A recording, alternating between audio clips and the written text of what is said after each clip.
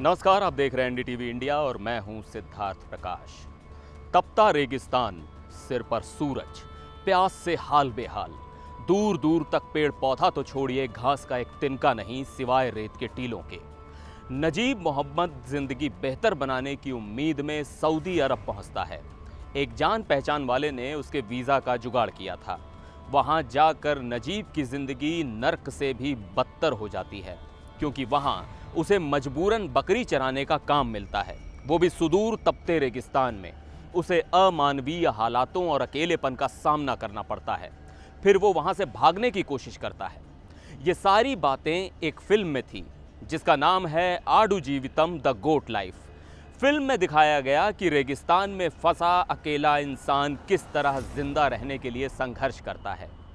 ये तो चलिए फिल्म थी, अब सुनिए वो कहानी जो बिल्कुल असली है। सऊदी अरब का सबसे दुर्गम और खतरनाक रेगिस्तान, जहां दूर दूर तक सिर्फ रेत ही रेत है, ना पानी और ना पेड़ पौधे और ना ही लोगों की बसावट। ऐसी जगह तेलंगाना के 27 साल के युवक शहजाद और उसके सूडानी साथी की मौत हो गई। ये दोनों इसी रेगिस्तान के भंवर में ऐसे फंसे कि निकल नहीं पाए। करीमनगर निवासी शहजाद खान 3 साल से सऊदी अरब में एक टेलीकॉम कंपनी में काम कर रहे थे। वो अपने साथी के साथ एकदम उजाड़ और ख़तरनाक रूब अल खाली रेगिस्तान में फंस गए थे। ये रेगिस्तान दुनिया के सबसे ख़तरनाक क्षेत्रों में से एक है। 650 किलोमीटर से अधिक दूरी तक फैला रूब अल खाली अपने दुर्गम इलाके के लिए पहचाना जाता है, जहां सर्वाइवल अपने आप में एक बड़ी चुनौती है। जीपीएस सिग्नल फेल होने के बाद मोहम्मद शहजाद खान बेहद वीरान रूब अल खाली रेगिस्तान में फंस गए थे। शहजाद सूडान के अपने एक दोस्त के साथ उस इलाके से गुजर रहे थे। जीपीएस फेल हो जाने के कुछ देर बाद उनकी बाइक में तेल भी खत्म हो गया और मोबाइल की बैटरी भी खत्म हो गई, जिससे वो किसी से भी मदद नहीं मांग सके। नतीजतन दोनों रेगिस्तान की चिलचिलाती गर्मी में बिना खाने और पानी के फंसे रह गए। हालांकि दोनों ने इतने ज़्यादा टेम्परेचर में जिंदा रहने के लिए पुरजोर संघर्ष किया, लेकिन दोनों ही प्यास और थकावट की वजह से बच नहीं पाए। शहजाद और उसके साथी के शव गुरुवार को 4 दिन बाद रेत के टीलों में उनकी बाइक के बगल में पड़े मिले। रूब अल खाली को दुनिया के दुर्गम इलाकों में गिना जाता है, इसलिए उसे एम्प्टी डेजर्ट भी कहा जाता है, जो कि ये अरब के रेगिस्तान का सबसे बड़ा हिस्सा है। ये सऊदी के कुल क्षेत्रफल का 1/4 है। 650 किलोमीटर लंबा ये रेगिस्तान सऊदी अरब के दक्षिणी हिस्से और पड़ोसी देशों जैसे ओमान, यूएई और यमन तक फैला हुआ है। रूब अल खाली दुनिया के सबसे सूखे इलाकों में से एक है। इस रेगिस्तान में रेत के नीचे पेट्रोलियम का विशाल भंडार भी है। साल 1948 में इसी रेगिस्तान के उत्तर पूर्वी इलाके में अल गवार में दुनिया का सबसे बड़ा तेल भंडार मिला था। यहाँ इक्की दुक्की जगहों पर अब भी कबीले रहते हैं। यहाँ बिच्छू और चूहे बहुत ज़्यादा होते हैं। पेड़ पौधे काफ़ी कम हैं। बताया जाता है कि कभी यहाँ कुछ हिस्सों में झीलें हुआ करती थी, लेकिन अब सूखे फर्श रह गए हैं।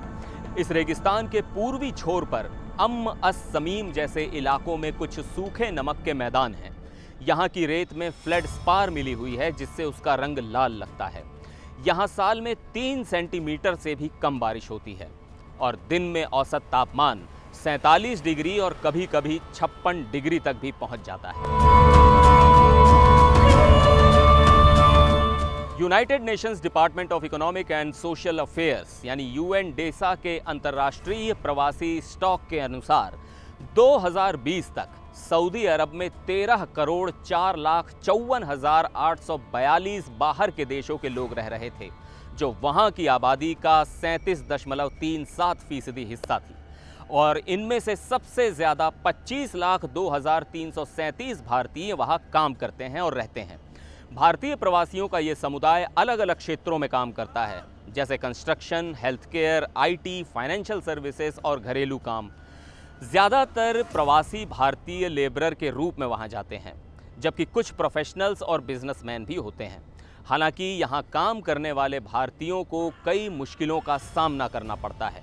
कंस्ट्रक्शन, घरेलू काम और दूसरी कम स्किल वाली नौकरियों में लगे भारतीय श्रमिकों को अक्सर शोषण का सामना करना पड़ता है, जैसे लंबे वर्किंग आवर्स, समय से तनख्वाह ना मिलना या बिल्कुल भी ना मिलना और रहने की बदइंतजामी, और तो और ऐसे मामलों में कानूनी सहायता लेना भी उनके लिए कठिन हो सकता है।